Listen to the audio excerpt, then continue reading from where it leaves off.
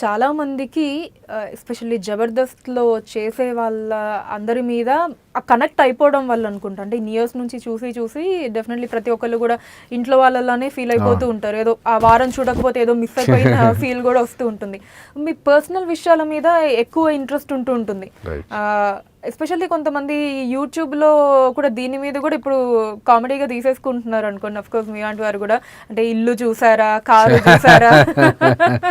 అవి నిజంగా ఇల్లులు అయితే బాగుండేది. అది ఎవరితో ఇల్లు పెట్టేసి బ్యాక్గ్రౌండ్లో ఇల్లు చూసారా, అదరేబ్ ఇల్లు చూసారా, రైజింగ్ రాజు ఇల్లు చూసారా, సుధీర్ ఇల్లు చూసారా అని చెప్పి పెడతా ఉన్నారు. ఓకే, అదే పాయింట్లో ఎంత తీసుకుంటారు, ఎంత రెమ్యునరేషన్ వస్తుంది అన్న ఇంట్రెస్ట్ కూడా చాలా మందికి ఉంటూ ఉంటుంది. మీరేమన్నా చెప్పదలుచుకున్నారా ఈ క్వశ్చన్కి ఆన్సర్? ఆడదాని వయసు మగవాడి జీతం అడగకూడదండి. అండ్ అలాగని చెప్పేసి మాకు లక్షల లక్షల కోట్లు వస్తున్నాయని చెప్పట్లేదు. బట్ సి, ఈవెన్ కార్పొరేట్ కంపెనీస్లో కూడా మీ సిటీసీని కాన్ఫిడెన్షియల్గా ఉంచాలని చెప్తారు. So the same thing applies here. అందరూ చెప్పుకోవాల్సిన అవసరం లేదు. బట్ మేము హ్యాపీగా బ్రతికేంత మాత్రం మాకు వస్తుంది. లగ్జూరియస్గా బ్రతికేంత కాదు, హ్యాపీగా బ్రతికేంత. So there is a difference. నెలకు 10 లక్షలు వస్తున్నాయి, 15 లక్షలు వస్తున్నాయి, 20 లక్షలు వస్తున్నాయి అంటే ఈ పాటికి విల్లాలు కొనుక్కొని విల్లాలు BMW కొనుక్కొని తిరిగేవాళ్ళం బయట. ఫినాన్షియల్లీ ఎంతవరకు స్టెబిలైజ్డ్ అభి గారు? ఐఎమ్ హ్యాపీ అండి, ఐఎమ్ గుడ్. ఎందుకంటే నేను టీవీ ఇండస్ట్రీ మీద, సినిమా ఇండస్ట్రీ మీద కాదు, నేను జాబ్ చేసుకుంటున్నప్పుడు నేను నాకు వచ్చిన శాలరీతో, when I left my job I was getting 1.5 lakh salary. కానీ నేను జాబ్ చేస్తున్నప్పుడే నేను ఇల్లు కొనుక్కున్నాను, నేను జాబ్ చేస్తున్నప్పుడే కారు కొనుక్కున్నాను. సో ఫైనాన్షియల్గా నేను స్టేబుల్ ఉన్నాను అనుకున్నప్పుడే నేను జాబ్ వదిలేసి ఇటు ఎక్స్పెరిమెంట్ చేస్తున్నాను. సో ద క్యాల్కులేషన్ ఈజ్, అంటే చాలామంది కార్పొరేట్ జాబ్స్ చేసేవాళ్ళు కానీ లేకపోతే వేరే జాబ్స్ చేసేవాళ్ళు చాలామంది అడుగుతున్నారు. వాళ్ళకున్న డౌట్ని నేను ఎలా ప్లానింగ్ చేసుకున్నానంటే, ఒక అమౌంట్, ఎక్స్ అమౌంట్ నేను పక్కన పెట్టేసుకున్నానండి. నేను సంపాదించిన దాంట్లో, నేను కష్టపడి సంపాదించిన దాంట్లో, ఏది మా డబ్బులతో కట్టుకున్నాడు కాదు, నేను కష్టపడి సంపాదించిన డబ్బులతో ఒక బ్యాంకింగ్ పెట్టుకొని ఒక ఎక్స్ నెంబర్ అమౌంట్ పెట్టుకొని, ఈ అమౌంట్ పర్ మంత్ నేను అమౌంట్ ఖర్చు పెట్టుకుంటూ వెళ్ళినా కూడా 2 సంవత్సరాలు 3 సంవత్సరాల వరకు నాకు ఏ డోకా లేదు, ఏది నేను పని చేయకపోతే.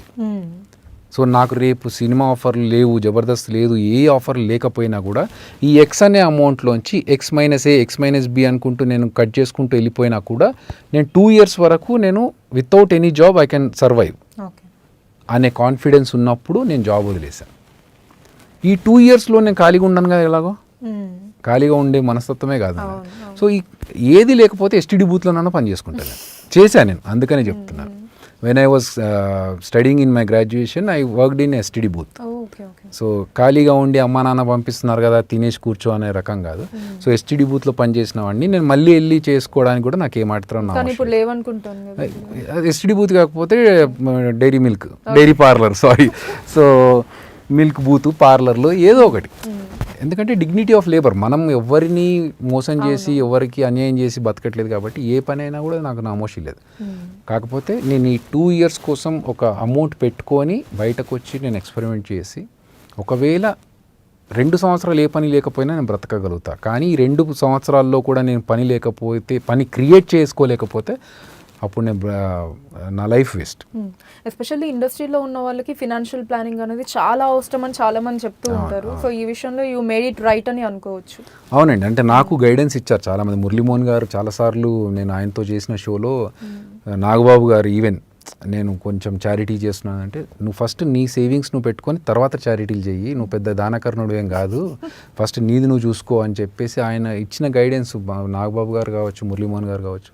సో వాళ్ళకున్న ఎక్స్పీరియన్స్తో వాళ్ళు ఇచ్చిన ఫైనాన్షియల్ అడ్వైజెస్ని కరెక్టే నాకు కొంచెం సెట్ చేసుకొని, రేపు ఒకవేళ ఎలాంటి సిచ్యువేషన్ వచ్చినా కూడా I should be in a position to take care. For one more thing, నేను ఒకటి క్లియర్గా చెప్తాను, I don't go for luxuries అండి. ఇప్పుడు నా దగ్గర డబ్బులు ఉన్నాయి కదా అని చెప్పేసి, ఫర్ ఎగ్జాంపుల్ నా దగ్గర ఒక ఎక్స్ అమౌంట్ ఉంది, నేను తీసుకెళ్ళి ఒక BMW లేకపోతే ఒక బెంజో కొనుక్కుంటే నా ఉన్న డబ్బులన్నీ అక్కడ పెట్టేసినట్టు అవుతుంది. అది కాదు, నాకు లగ్జరీస్ అవసరం లేదు, నాకు సర్వైవల్ అవసరం. సో ఈ లగ్జరీ ఐటమ్స్ కొనుక్కున్నప్పుడు ఏమవుతుందంటే మనకు మెయింటెనెన్స్ ఎక్కువైపోతుంది. సో ఆ మెయింటెనెన్స్, ఈ లగ్జరీస్ కాదు, మనకు కావాల్సింది బ్రతకడం, హ్యాపీగా ఉండడం, అంతే. దానికోసమే నేను ప్లాన్ చేసుకుంటాను అంతే. లియో ఎంటర్టైన్మెంట్ ఈ ఛానల్ని ప్లీజ్ సబ్స్క్రైబ్ చేయండి, షేర్ చేయండి, లైక్ చేయండి. Please subscribe to Leo Entertainment. Please subscribe to Leo Entertainment YouTube channel. Subscribe Leo Entertainment Channel. Leo Entertainment. Please subscribe this channel. Please subscribe to Leo Entertainment. ఇలాంటి interesting videos కోసం తప్పకుండా మా ఛానల్ని subscribe చేయండి.